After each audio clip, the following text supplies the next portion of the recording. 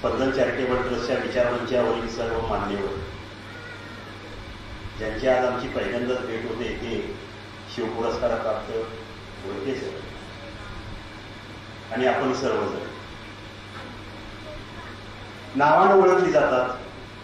काही माणसं कामानं ओळखली जातात, काही माणसं गावानं ओळखली जातात. इंदुरीकर म्हटलं की माणूस कोण आहे लक्षात येतं. काम काय आहे हे सांगायला थोड्या वेळात पाहुणे येणार आहेत.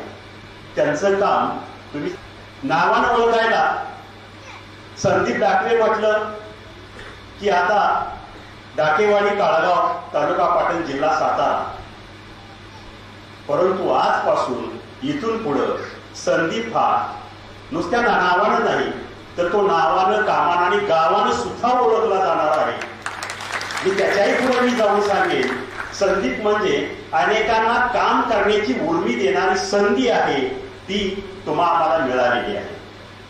कारण काय काम करावं, संदीपला पत्रकार म्हणायचं, चित्रकार म्हणायचं, लेखक म्हणायचा, व्यासपीठाकार म्हणायचं, काय म्हणायचं, अहो सर्वगुण संपन्न व्यक्तिमत्व म्हणजे संदीप. आता इथून पुढं महाराष्ट्रात जर स्पंदन नाव घेतलं तर ते संदीप डाकवेंचं आहे.